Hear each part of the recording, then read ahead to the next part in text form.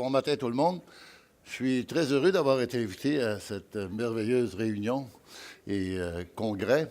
Je suis impressionné que 25 ans plus tard, M. Terrier a encore cette entreprise. Je me souviens des époques, ça passe vite la vie à 25 ans. Ça passe tellement vite que c'est l'histoire de trois personnes. Un actuaire, un économiste et un conseiller financier. Tous les trois sont très près de la retraite, 18 mois. Mais ils ont la chance de rencontrer le bon Dieu et demander au bon Dieu une prévision de l'avenir et de revenir sur Terre pour l'exécuter dans les prochains 18 mois. Alors, l'actuaire, lui, il s'interroge sur une question simple. Hein. Quand est-ce que le bon Dieu va pouvoir nous donner la capacité, nous les actuaires, à prévoir de façon plus précise la longévité de la population? Parce que vous savez, d'un côté, il y a des découvertes scientifiques. De l'autre côté, les gens, les habitudes de vie, on ne sait pas trop où ça va aller. Bon Dieu dit, écoutez, il y a beaucoup de brouhaha du côté des sciences de la vie, mais sur 7-8 ans, on devrait avoir quelque chose de plus stable parce que les découvertes s'en viennent bien. 7-8 ans, l'actuaire a dit, écoutez, là, à mon âge, là, moi, je prends ma retraite dans 12 mois, donc ça ne sera pas sous mon administration. Très désolé de la prévision. Alors, l'économiste, lui, c'est plus simple. Quand est-ce que les taux d'intérêt, les taux d'inflation vont devenir un peu plus normaux, comme on avait avant, qu'on pouvait faire des prévisions, puis le monde nous croyait? Bon Dieu dit ça, c'est une question difficile. On a encore beaucoup de choses à faire avant de se remettre de la grande crise financière. Et ça ne sera pas au moins une bonne dizaine d'années avant que vous puissiez avoir une stabilité quelconque. Là aussi, l'économiste est très déçu parce qu'il dit, je me retire dans 18 mois, puis c'est fini. Alors, le conseiller financier, question plus simple, il dit, oh, bon Dieu, moi, je suis conseiller financier, puis j'ai besoin d'avoir un peu de visibilité sur le régime réglementaire et technologique. Quand est-ce que je vais avoir quelque chose d'un peu plus précis? Là, il dit, c'est n'importe quoi, ça change tout le temps. Bon Dieu, il dit, ça ne sera jamais sous mon administration. Ça pour vous dire qu'aujourd'hui, on va parler de numérisation, de re-réglementation. Contrairement à ce qui est écrit dans le programme, ce n'est pas déréglementation, c'est re-réglementation et de professionnalisation du métier que vous faites, qui est celui d'exercer auprès de vos clients un conseil. Il y a un ouragan. C'est un ouragan, dans le fond, de changement technologique qui nous frappe comme industrie. Il y a un tsunami de nouvelles réglementations qui nous frappe également. Puis on se trouve un peu en eau trouble avec nos clients. Mais on cherche un nouvel équilibre tous ensemble, l'industrie, le réglementaire, les politiciens et le client, de façon à ce qu'on mette un peu d'humanité à la barre pour faire en sorte qu'on puisse revenir à une relation client qui plaise aux clients, qui plaise aux réglementaires et que finalement, on a un peu retourné sur une vitesse de croisière. La numérisation, bien, vous la connaissez, c'est associé à 4 grands phénomènes. Le premier, il y en a 5, voyez-vous. Ils vont venir. Le premier, c'est le fait qu'on calcule de plus en plus vite. Ça s'appelle la loi de Moore, ça fait une quarantaine d'années. Et le Moore's Law fait en sorte qu'à chaque période d'année, on trouve une façon encore plus rapide de faire les calculs. C'est ce qui fait qu'aujourd'hui, on peut décomposer le génome à peu près à zéro coût, très, très pur, alors que, il y a quelques années, c'était des centaines de milliers de dollars. C'est vrai dans tout le domaine. On a des avancées technologiques, l'info nuagique, donc le cloud.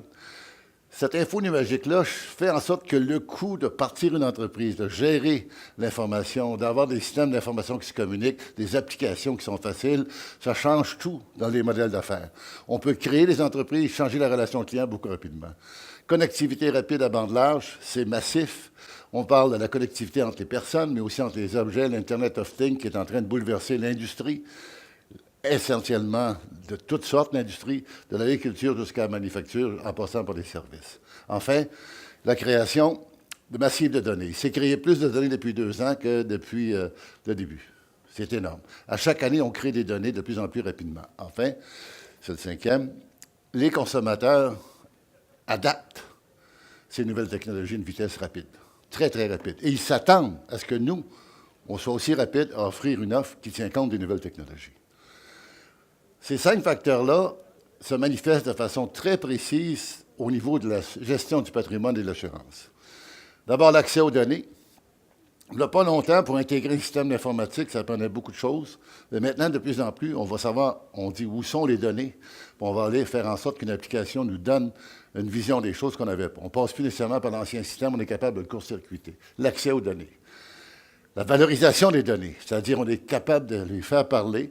Ces données-là sont de plus en plus pertinentes. On appelle ça le data mining. La plupart des entreprises ont quelqu'un en charge des données, qui est responsable des données, qui fait en sorte que la donnée devient un vrai actif de gestion pour le conseiller et son entreprisation. Collaboration, démocratisation, dévalorisation des données, c'est ce qu'a fait. En fait, on va évoluer de plus en plus vers des technologies. On appelle ça le blockchain. Vous connaissez le Bitcoin, mais le blockchain, c'est la technologie sous-jacente qui fait que ça va donner la transparence et on va savoir où viennent les données, quelle est la source de données, quelle est la qualité. C'est essentiellement une transparence absolue du système de données qui est en train de nous envahir.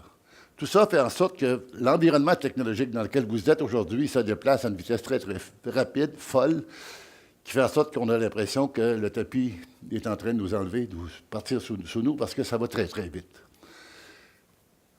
En fait, il y a trois choses qui se passent en même temps. Il y a ce qu'on appelle le FinTech, qui vient vous compétitionner, parce que vous avez une relation avec votre client, puis un FinTech arrive avec une autre façon pour venir chercher votre client. C'est un FinTech qui est dans le B2C. B2B, c'est lorsque le conseiller établi fait appel à une technologie pour mieux servir son client.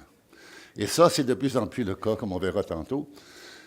Et enfin, on a aussi le fait que le B2B2C, c'est-à-dire que le FinTech est intégré à l'offre client et ensemble donne un meilleur service. Ces trois modèles d'affaires-là cohabitent, mais évidemment, ça va évoluer.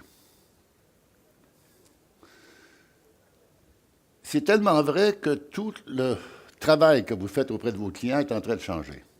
Nouveaux produits. Récemment, FNBN, l'ETF, utilisant l'intelligence artificielle. Je pense que c'est Horizon qui a lancé ça. Donc, un nouveau produit. Jamais on n'avait pensé ça il y a 2 mois. Des nouveaux portefeuilles, des nouvelles façons d'analyser. L'intelligence artificielle au service du conseiller financier et de l'entreprise. Même chose pour les plateformes. Dans le fond, tous les jours, vous recevez, et vous en avez ici dans cette salle d'exposition, vous avez des nouvelles propositions, des nouvelles façons de faire pour regarder essentiellement la même réalité, mais de façon plus efficace. En même temps, il y a des phénomènes que vous n'aimez peut-être pas parce qu'il y a des possibilités de vous faire des intermédiaires par un autre service d'informatique que vous n'aviez pas vu, une autre façon de faire. Le plus important, c'est qu'il y a des façons nouvelles de faire l'acquisition des clients. Il y a un paquet de choses avant qu'on faisait manuellement qui sont de plus en plus réalisables par la machine. Donc, on parle de robots aviseurs, mais dans le fond, beaucoup des fonctions robotisées concernent comment on fait l'approche au client, comment on entretient la relation client, qu'on la développe. Et ça c'est par les réseaux sociaux, c'est toute la question que le client s'attend. Parce que s'il vous parle au téléphone, s'il vous parle par Internet, ou si vous le rencontrez de vive voix, que tout ça soit cohérent, et donc que le client est au centre et que vous n'êtes plus par produit. C'est l'omni-channel qu'on appelle, c'est-à-dire la façon d'englober le client. Ça aussi, ça change la façon dont on gère et on fait l'acquisition client. Ça fait que le client, lui, là, qui rentre chez lui le soir, puis avant ça, il y avait 12 contrôles à distance, satellite, son vidéo, tout ça. Maintenant, il y en a une. Il s'attend à ce que quand il arrive dans la finance, ça soit aussi simple. Mais ça ne l'est pas encore. Mais il s'attend à ça. Pourquoi il s'attend à ça? Parce que toute sa vie, son auto devient en plus robotisé, automatisé avec l'information. Pourquoi le monde de la finance ne serait pas? Donc, il s'attend à ce que le changement technologique suive et que les entreprises que vous êtes, on s'adapte pour mieux lui permettre de vivre sa relation avec vous. Enfin, dans la gestion de la relation conseil, mais aussi de tout ce qui concerne le dossier du client, on parle de divulgation, de constitution de portefeuille, de comptabilité, de conformité. Tout ce que vous faites au quotidien, toutes les fonctions de front, de back ou de middle office, comme on les appelle, sont en train d'être modifiées par la technologie. J'en prendrai juste une, l'agrégation de données. Le data aggregation, comme disent les Américains et les Britanniques. L'Union européenne et le Royaume-Uni ont été les premiers.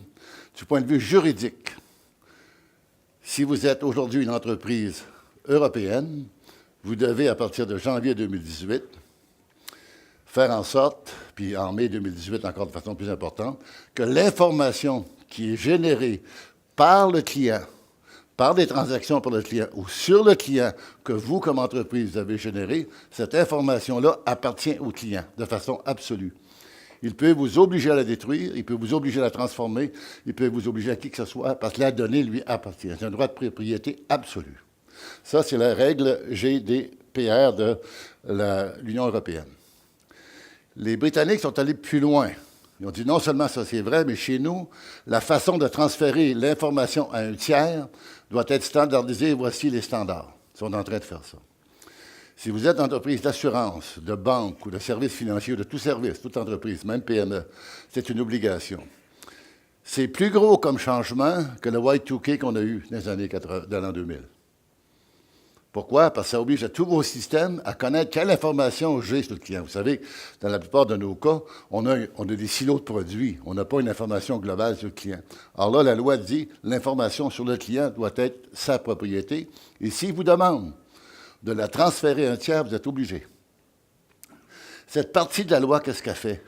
Elle fait en sorte que le client redevient propriétaire des données. Donc ça, c'est l'Europe par la loi. Aux États-Unis, il n'y a pas de loi, il y a des principes émis par le Bureau de la protection du consommateur depuis octobre 2017, donc très, très, très récemment, qui dit, on ne fera pas de législation encore là-dessus, mais voici les principes qu'on aimerait être respectés entre la propriété de la donnée par l'individu à l'européenne, mais aussi le fait qu'on veut protéger la sécurité du système financier et les préoccupations des grandes banques américaines, ils sont dans ce texte-là.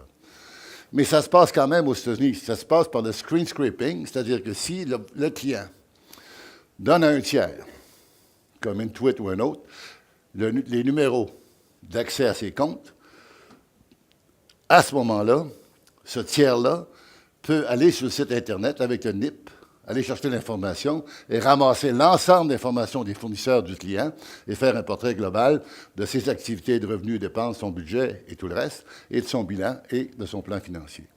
Ça, c'est le screen scraping. Aux États-Unis, certaines études montrent qu'il y a 35-40 des conseillers financiers qui utilisent avec leurs clients le screen scraping. Au Canada, le ministère des Finances, dans son dernier papier sur la réforme de la loi des banques, dit on ne veut pas encore implanter l'Open Banking Standard des Britanniques, mais on veut le considérer. On demande donc à l'industrie de nous faire des commentaires sur ce concept, qu'est-ce que ça devrait être. Ça pour vous dire que préparez-vous, et c'est ma prochaine slide. Aujourd'hui, plusieurs d'entre vous, vous avez énormément d'informations sur votre client que même le client n'a pas, parce qu'il ne la ramasse pas, parce qu'il ne fait pas l'étude. L'image que j'ai, c'est une PME qui n'aurait aucun système de gestion. Bien, tout ménage, tout individu qui a des choses à gérer, ça lui prend un système de gestion. La base du système de gestion, c'est quoi? Quels sont les faits? Quelles sont les données? Le database. Toute entreprise a besoin de ça pour optimiser, pour décider, pour comprendre. Le data aggregation fait en sorte que ce que vous faites aujourd'hui, les fameuses boîtes de souliers pleines de paperasse, que votre client vous apporte 15 jours avant la fin de la période des impôts, avec toutes sortes de choses à faire, en février, en décembre ou en mars, ce monde-là est en train de disparaître. Il va apparaître un nouveau monde. Et ce n'est pas dans 6 ans. C'est déjà le cas aux États-Unis. Ça existe déjà. Les grandes banques canadiennes sont en train de se doter d'un système d'agrégation pour leurs clients. La vérité, c'est que la plupart des institutions financières vont vouloir avoir un système d'agrégation de données. Pourquoi? Parce que si la loi vient et la technologie vient, ils vont être obligés de la transférer à un tiers. Ce n'est pas intéressant. Donc, il est très important de comprendre ce phénomène-là. Si c'est la seule chose que vous retenez de ce que je vous dis, ça sera la plus importante à mon avis, parce que le monde est en train de changer à cause de ce phénomène. Le client redevient propriétaire de ses données. Et donc, la count aggregation devient très importante. Pourquoi? Parce que ça donne le portrait au client de où est-ce qu'il met son argent, où est-ce qu'elle vient, et comment il investit, tout l'ensemble du portrait que vous voulez faire, bien, il pourra le faire par ça. C'est une menace, mais une grande opportunité. Si vous êtes capable d'avoir ce service-là, bien vous aussi, vous êtes capable d'aller au-devant et mieux servir votre client. Voilà pour la partie technologique. On pourrait parler juste de ça, on n'aurait pas assez de temps ce matin. La réglementation, la re-réglementation, je ne parlerai pas beaucoup de ça parce que Pierre et Mme Diam en ont parlé correctement tantôt, mais pour ceux qui n'étaient pas là rapidement, c'est un véritable tsunami. Pourquoi? D'abord, la crise financière a laissé un mauvais goût à tout le monde, pour toutes sortes de bonnes raisons. Et on a d'abord regardé la stabilité du système, augmenter le capital des banques, plus de réglementation partout à travers la planète depuis la crise de 2008. Deuxièmement, on a voulu chasser tous les comportements abusifs sur le taux de change, sur le Libor, tous les scandales que vous avez connus.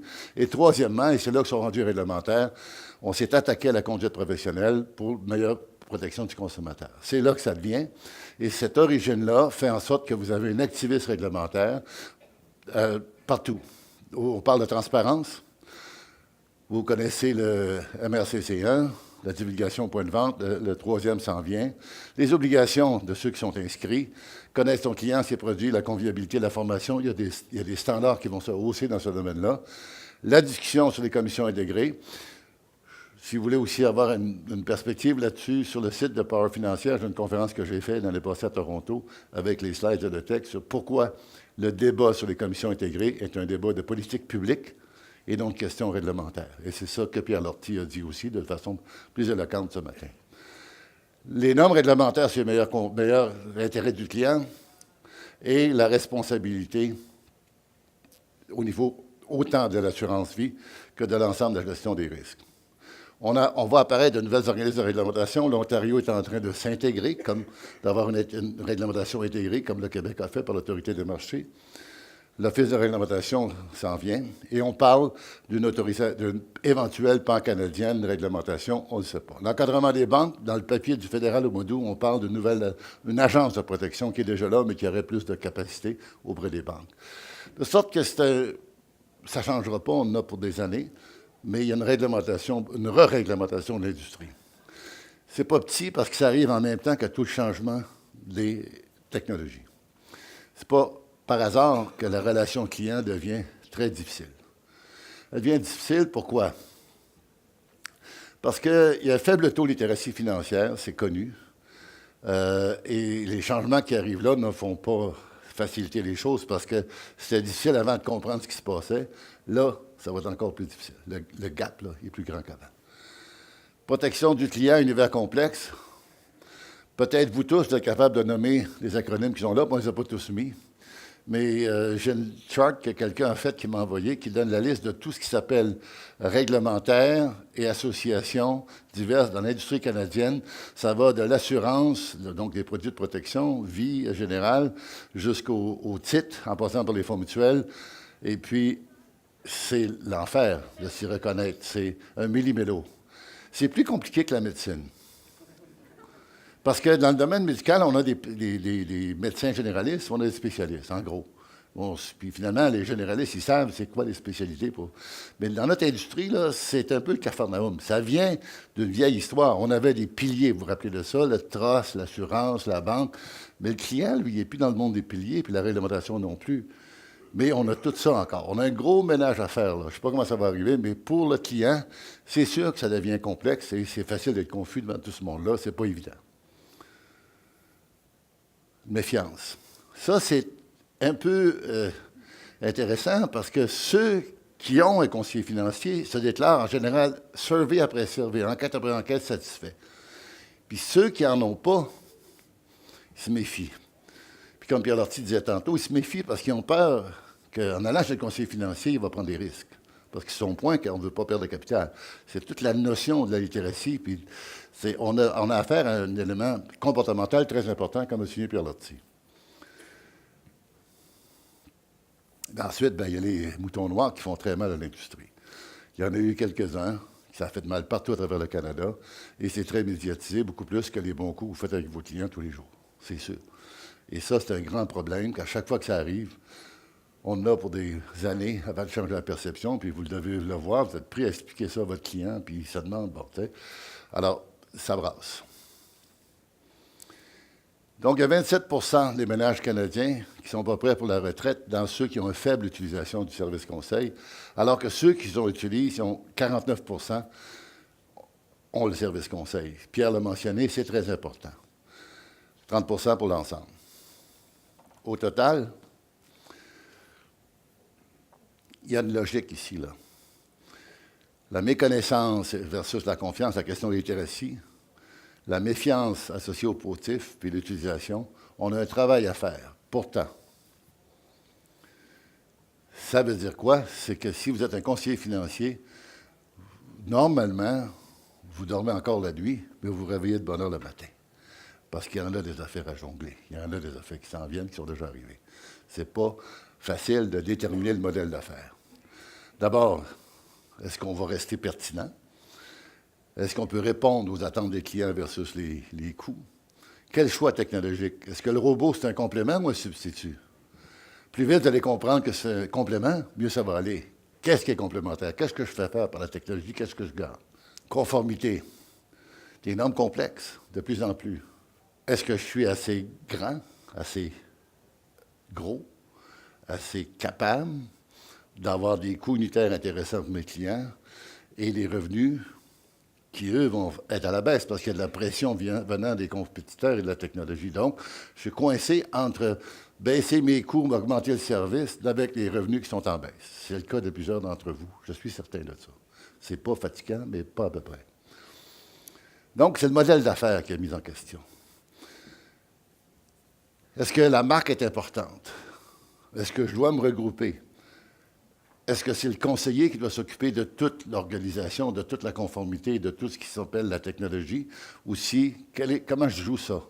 Est-ce qu'on s'en va vers des modèles où, dans le fond, il y a des regroupements de conseillers encore plus grands? Question. Nouvel équilibre qui est difficile à trouver. Ce n'est pas une situation confortable. Mais il faut revenir à la base. Ces défis-là, c'est vrai dans toutes les industries. Le monde est en changement. Ce n'est pas juste les conseillers financiers. Je pourrais vous parler d'agriculture, je pourrais vous parler de n'importe quel secteur d'activité économique. Il n'y en a pas de secteur économique facile, puis il n'y en a pas qui ne sont pas dans le changement par-dessus la tête. On est en pleine révolution technologique, comportementale, médiatique, tout ce que vous voulez. Donc, la première chose à savoir, c'est qu'est-ce qu'on fait dans la vie, nous autres. Comme conseiller, vous avez un grand rôle. On hérite d'une situation où, dans le fond, on a mélangé des concepts pendant longtemps, mais on commence à les démêler. Le premier concept, c'est l'alpha. Ça, c'est quoi? C'est choisir le bon titre, choisir le bon fonds. C'est le travail du gestionnaire de portefeuille. Il y a un indice à battre ou il y a un niveau de revenu absolu à atteindre. Donc, lui, il fait de l'alpha par rapport au marché. La littérature là-dessus est très nuancée et c'est pas évident que l'alpha est toujours positif puis il est toujours là. Ça existe, mais c'est pas quelque chose sur lequel on peut baser comme conseiller financier tout son avenir parce que si vous êtes un style croissance, puis c'est plutôt le style valeur qui domine le marché, ou si vous êtes dans un régime comme on avait depuis 7-8 ans, risk on, risk off, mais là, c'est dur de battre l'indice parce que tout le monde s'en va des ETF, puis la gestion active n'est plus là.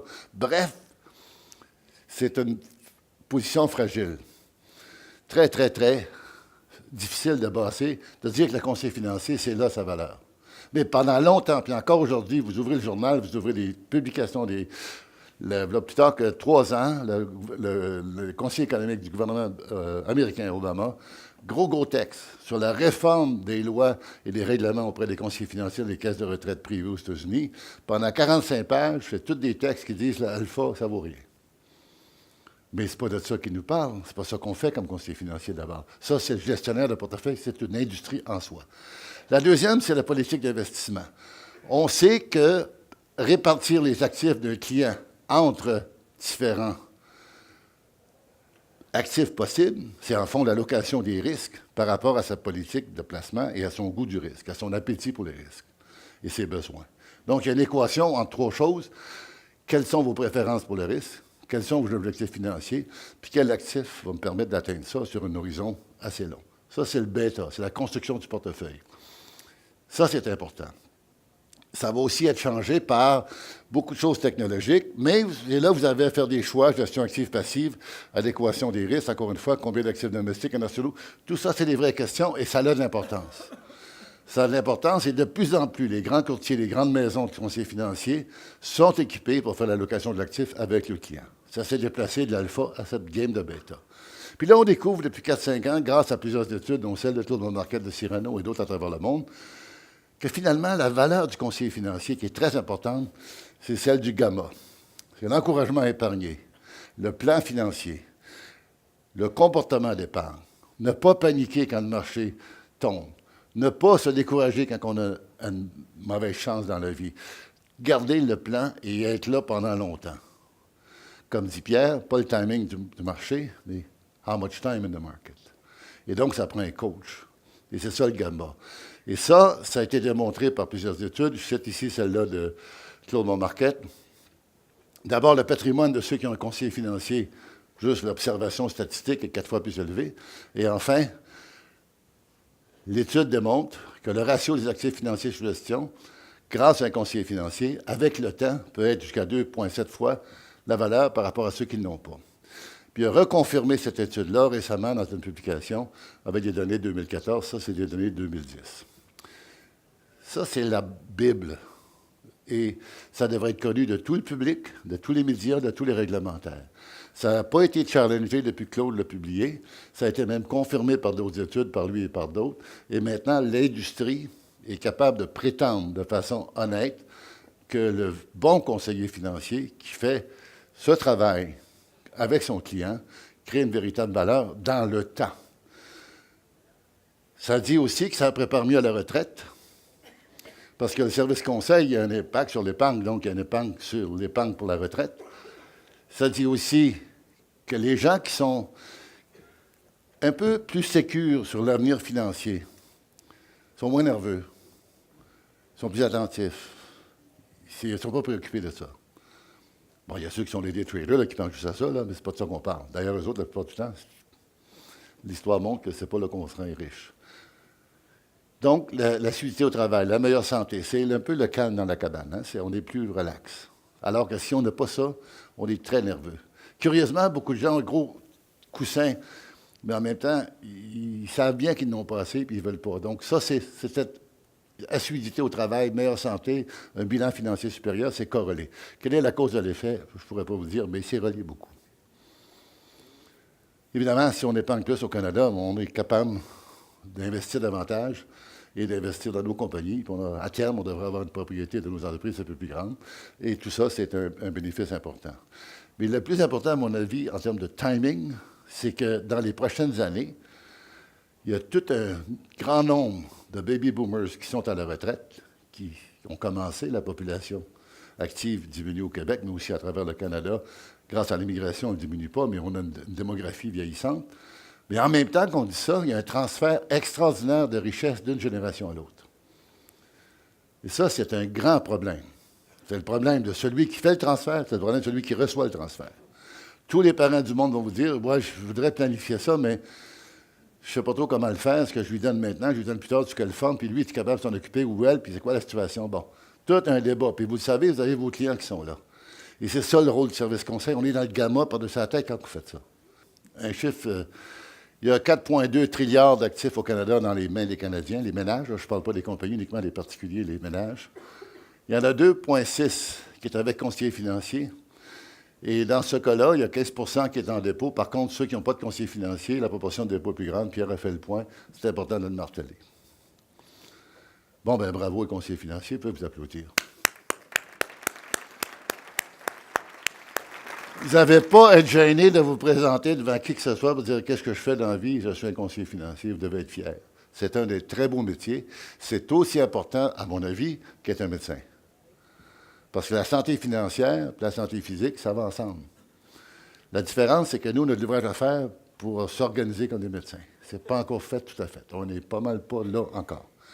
Défi, l'ouragan auquel on fait face, les changements, le tsunami de la réglementation, puis l'eau trouble, là, qui est tous les écarts de perception.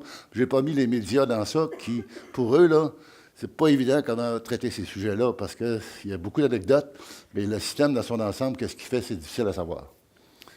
Les atouts. La valeur du service conseil, les retombées positives, les besoins des Canadiens. Donc, on n'a pas à se sentir gêné. C'est un grand défi, mais c'est un défi intéressant. On est chanceux parce qu'on a un travail extraordinaire. En anglais, on appelle ça d'un purpose. Moi, j'aime ça parce que quel est ton but dans la vie? Qu'est-ce qu'on fait dans la vie? Ce qu'on fait dans la vie comme conseiller financier, c'est d'aider les Canadiens et les Québécois à mieux vivre à longtemps en santé financière. C'est un beau métier. C'est un métier noble. Et c'est pour ça qu'il faut le valoriser. Que faire? Ben d'abord, il faut rétablir les faits puis répandre la nouvelle que le conseiller financier, c'est un métier noble et valorisant. Par contre, il ne faut pas tomber dans le piège. C'est un métier noble et valorisant, mais qui n'est pas basé sur une relation de transaction entre le client et son conseiller. Ce n'est pas une relation. C'est pas ça, c'est pas ça. C'est pas une transaction, c'est une relation. C'est une relation avec le temps. Pierre a parlé tantôt d'un bien de confiance, d'un bien qui bâtit dans le temps. Bien, c'est ça, c'est un bien d'expérience. Le client, il ne peut pas savoir si vous êtes bon ou si vous n'êtes pas bon la première fois qu'il vous rencontre. C'est impossible. C'est uniquement dans la durée qu'il sait que vous êtes un bon coach. C'est la même chose pour les Canadiens. Hein? Pas une game, ils gagnent la Coupe cette année ou pas. Bon. Vous autres, ça n'a rien à faire. Mais dans le cas, il peut avoir une bonne game, faire un bon show, mais est-ce que dans la durée? C'est la durée qui est importante ici. Donc, prendre conscience de ça. La deuxième, c'est faire du judo avec tout ce qui s'en vient. N'ayez pas peur des nouvelles technologies. Entourez-vous de gens qui les connaissent. Faites en sorte que vous ayez une vision de comment la technologie peut vous aider, parce que ça peut aider votre approvisionnement, votre gestion, l'accès aux clients, ça peut aider tout ce que vous faites. Donc, il ne faut pas se cacher, il ne faut pas dire ça ne m'arrivera pas à moi. Non, allez la chercher puis utilisez-la. Puis, contrairement à ce qu'on pense souvent, ça ne coûte pas si cher que ça si on le fait correctement. Il faut donc harnacher les forces de technologie pour aider tout ce qu'on a à faire. Le tsunami, bien là, quand on a tous ces changements réglementaires, ça nous fait peur. Il y a peut-être une façon de voir la conformité différente. Je prends un exemple, connaître votre client. Il y a des obligations très strictes de l'AMF qui vont devenir encore plus strictes. Connaître ses produits. Mais dans connaître son client, si vous ajoutez à ça une bonne rencontre avec votre client pour connaître ses connaissances, ses croyances, à quoi qu'est-ce qui l'anime dans la vie? C'est quoi ses objectifs? C'est pas farfelu quand les réglementaires vous demandent ça. Parce que c'est la meilleure façon de connaître les besoins du client, c'est la meilleure façon de bien le servir. C'est vrai, ça. Être client-centric, s'occuper du client, c'est de connaître de quoi il a besoin. Puis d'être très rigoureux, c'est pas une formule, c'est de s'asseoir pour bien comprendre. Donc, il faut prendre le réglementaire et dire comment je peux améliorer ma relation client, ma connaissance du client, plutôt que de le prendre comme une imposition.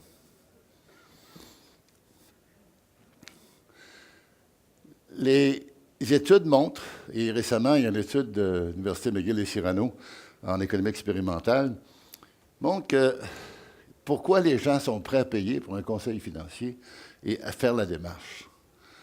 Ce qui est frappant de l'étude, ce n'est pas le revenu, ce n'est pas la richesse, ce n'est pas homme-femme, ce n'est pas le métier, ce n'est pas toutes les choses qu'on pense quand on fait la fameuse segmentation de marché, on va diviser tout le marché comme ça. Non. Le plus important, c'est ce que les Anglais appellent le belief, le croyance.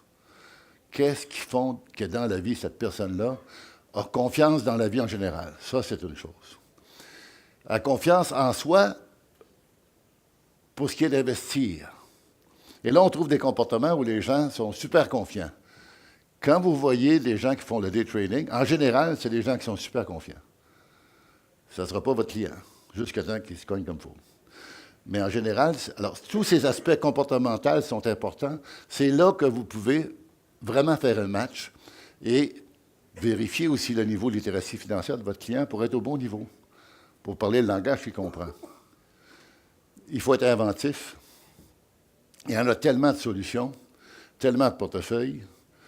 Vous ne devez pas être à court d'idées, de produits. Vous devez être un bon enseignant pour faire comprendre ce que le client achète. Il faut le coacher, puis il faut avoir une bonne technologie. Enfin, tout ça, ça ne fait pas seul. Pensez pas que vous êtes capable de couvrir la panoplie de ses besoins. Ce n'est pas grave de s'entourer de quelqu'un qui connaît le parti du métier que vous ne connaissez pas. Ce qui est important, c'est que le client ait accès à un travail de service conseil de haute valeur. Donc, reprendre la barre de contrôle. Retourner en contrôle de la situation. Et pour ça, j'ai des questions à poser à l'industrie, aux autorités, aux décideurs politiques. Il faut en arriver à ce que la profession, le métier, je dirais, de conseiller financier devienne plus professionnel. Il faut hausser la barre. Hausser la barre, ça veut dire au niveau de qui fait ce métier-là, la formation continue. On en a parlé tantôt, Madame parlait de les irrégularités, les moutons noirs. Il faut hausser la barre. Un des problèmes des autorités alimentaires, c'est qu'ils acceptent qu'il y a de valeur au service conseil, mais ils disent que ce n'est pas standard. C'est vraiment n'importe quoi. C'est pas vrai que c'est n'importe quoi, mais comme industrie, il faut hausser la barre. Je vous donne un exemple parce que je la connais. Chez nous, c'est Investors Group, c'est systématique. On est rendu à 96 % de nos conseillers qui sont avec des diplômes de planification. Pas qu'ils vont juste faire ça, mais on impose ça en plus de tout le reste. On recrute et on forme continuellement. Puis ce n'est pas un truc pour rendre nous plus compétitifs. On souhaite que tout le monde dans l'industrie le fasse, que tout le monde hausse la barre. Que ce soit un corps professionnel, pas nécessairement une association, ça c'est à voir, mais que l'industrie, que ce soit le MFDA, l'IROC, les conseillers en assurance ou les courtiers, que tout le monde hausse la barre. À l'entrée, pendant qu'on est là, puis tout le temps. C'est le professionnalisme qui va faire changer la perception des clients, des médias et des régulateurs. On a un très beau produit, on a un très beau service. Il est mal connu parce qu'on ne l'a pas présenté, puis aussi parce qu'on n'a pas peut-être haussé la barre assez rapidement. Pierre parlait de la transparence. Moi, je dis oui, la transparence, mais aussi, soyons plus professionnels dès qu'on a une chance. Il faut travailler sur la confusion. Les gens sont confus. On a un job à faire pour que les gens comprennent ce qu'on fait. Ça, c'est toutes des grandes questions, mais il y a peut-être une simplification de notre industrie à faire. Est-ce que c'est encore vrai qu'on a besoin autant d'associations différentes? Je ne le sais pas. Mais c'est sûr que ça n'aide pas aux choses. Vous vous souvenez, pendant qu'il y avait 3 ou 4 associations de comptables, ben là, ils sont juste un type. Ça simplifie la vie pour tout le monde. On sait à quoi s'attendre. Nous, on n'est pas là encore comme industrie, il faut y travailler. Les besoins sont hétérogènes. C'est un des grands défis des réglementaires de faire une réglementation pour tout le monde. C'est pour ça qu'une réglementation prescriptive est très, très peu efficace. Parce qu'il n'y a pas un individu pareil, il n'y a pas un conseiller pareil, il n'y a pas une situation pareille. Donc, il faut respecter l'hétérogénéité. C'est ça qui est la richesse. C'est ça qui fait que les sociétés sont aussi riches. Les gens ne sont pas pareils. Dans le conseil financier, vous le savez, il n'y a pas un client qui a le même problème. Vous n'avez pas les mêmes solutions pour tout le monde. Donc, l'hétérogénéité est très importante à faire comprendre à tout le monde qu'il faut avoir un service qui est standard en termes de qualité et de principe de gestion, mais on ne peut pas donner la même solution à tout le monde. C'est clair. L'accès. C'est sûr que certains réglementaires rêvent de faire une réglementation qui va être parfaite. Pas de conflit d'intérêt, pas de problème. Ça existe. Tout le monde paye un chèque directement au conseiller financier. En principe, on dit qu'il n'y a pas de conflit d'intérêt. C'est un autre débat, mais c'est la théorie. Mais ce monde-là, d'abord pour les gens très, très riches, là, vous le savez, les gros comptes, ce n'est pas la commission qui vont payer leurs clients, c'est un frais annuel, puis ça fait longtemps qu'ils le savent. Puis ceux qui ont hérité de leurs parents, puis leurs grands-parents, ils leur ont dit ça aussi, puis tu payes ton conseiller financier comme tu payes d'autres services. Mais celui qui part avec 12 000 $, puis qui veut investir, s'il faut qu'il fasse un chèque en partant, ça ne marchera pas. Donc, l'accès est très important. C'est pour ça que dans l'autre papier que je vous parlais tantôt, qui est sur le site de notre société, je zoome beaucoup sur l'accès. Si on ne préserve pas l'accès, on tue la poule aux œufs d'or. Donc, il faut garder l'accès, et c'est l'accès qui va faire en sorte que la société va bénéficier de services conseils. Si on ne garde pas l'accès, puis qu'en même temps, les régimes privés ne sont plus à prestation définie, c'est l'enfer. On s'en va vers un gros problème de politique publique plus tard. L'accès est fondamental. C'est pour ça que moi, je dis, cette décision-là appartient aux politiciens et non aux réglementaires, tellement elle est importante pour l'avenir du Canada et du Québec. Puis on a un travail à faire. Il faut expliquer notre métier. Puis c'est bien le comprendre, il faut l'expliquer, il faut développer un vocabulaire que le monde comprenne, puis que les journalistes vont comprendre. Puis il faut accepter qu'il y a des critiques qui vont être faites aussi. Mais qu'est-ce qu'on fait dans la vie comme conseiller financier? On fait en sorte que les ménages et les individus gèrent mieux les affaires personnelles financières. C'est ça qui est notre but, on est un coach. Alors, c'est la standardisation du service. Donc, il faut avoir une façon de faire en sorte que quand les gens vont transactionner, faire des transactions avec nous, qui on est dans le service, il y a un standard qui est respecté minimum. Un certain nombre, je dirais, une charte du consommateur, mais faite par l'industrie, auquel tout le monde est d'accord. On s'attend à ça quand on entend en relation avec un conseiller financier, que ce soit l'assurance, des fonds mutuels, des titres, whatever. Et, je n'en parlais tantôt, les exigences de formation. Donc, je fais un appel beaucoup à l'industrie, aux réglementaires, mais aussi aux policymakers, aux politiciens, pour que on soit tous ensemble capables de définir un niveau et un accès qui permettent au conseil financier de jouer son rôle dans l'économie. Et tout ça dans le meilleur intérêt du client. Et le meilleur intérêt du client, ce n'est pas nécessairement, je vais finir par cette anecdote, d'une grande étude qui a été faite, où on montre qu'avec des données sur les flux de transactions dans les fonds mutuels, le conseiller a conseillé à son client de vendre un très, très bon fonds mutuel en termes de performance et d'en acheter un moins bon. Ça, c'est la preuve, selon l'étude, que le conseiller a mal servi son client, conflit d'intérêt. Vous savez, tout le monde, quand vous rencontrez vos clients, après une belle lancée d'un titre ou d'un fonds mutuel ou d'une compagnie, on va prendre un peu de profit. C'est tout à fait normal de rebalancer le portefeuille. Le rebalancement du portefeuille, c'est pas d'être en conflit d'intérêt, c'est de veiller à l'intérêt du client. Mais si vous observez le chiffre comme transaction, vous allez conclure qu'il est en conflit d'intérêt parce qu'il a fait vendre un bon produit, puis un autre qui n'a pas performé, mais le conseiller financier a une recommandation que ça, c'est un titre qui va monter. Donc, c'est des exemples comme ça qui font qu'on comprend mal. Donc, l'analyse est faite dans l'alpha. Elle ne parle même pas du bêta, encore moins du gamma. Puis on conclut sur ces bases-là qu'il y a des conflits d'intérêts partout. Il faut faire comprendre ça. Ça ne veut pas dire qu'il n'y a pas des conflits d'intérêts. Il y en a. Il y en a des véritables, il faut y faire face. Et c'est pour ça que l'industrie de l'assurance a commencé à faire des changements qu'ils ont faits, on parlait tout à l'heure, au niveau de certains voyages et tout le reste. Puis il y a d'autres choses à faire aussi qui vont venir. Mais je pense qu'entre faire en sorte qu'on n'a plus l'accès, puis qu'on n'a plus le standard, puis qu'on va vers un seul modèle, ça serait une erreur. Donc, j'interpelle tout le monde ici à faire en sorte que quand je dis le tsunami de changement technologique, le regain technologique, le tsunami réglementaire et le fait que nos clients sont en eau trouble, c'est à nous, en industrie, à se ressaisir parce qu'on a une très belle histoire à raconter. Merci beaucoup. Je suis prêt à vous répondre aux questions.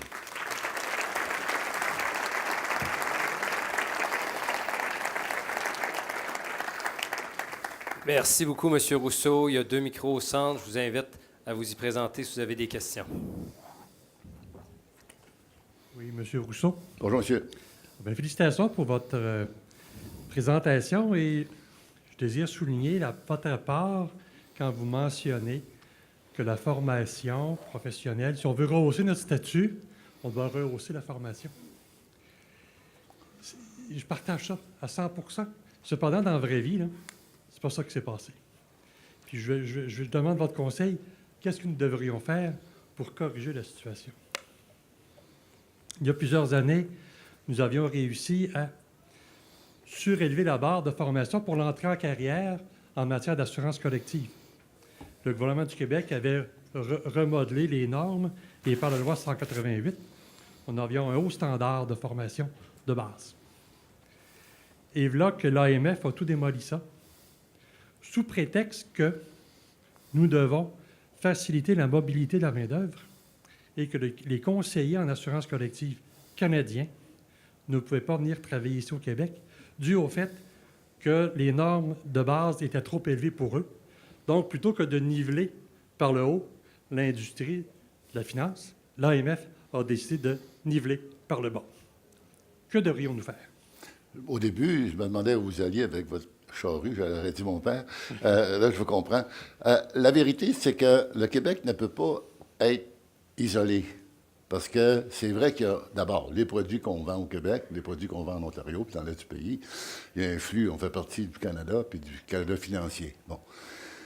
Et l'AMF, oui, contrôle ce qui se passe au Québec, mais elle doit faire en sorte que l'ensemble des standards montent. Puis si vous regardez ce qui se passe actuellement, les AMF de ce monde, le CSA, là, qui regroupe l'ensemble des administrateurs de sécurité au Canada, c'est ce qu'ils font, là. Ils se parlent beaucoup. Puis ils sont en train de voir rehausser ces standards. OK?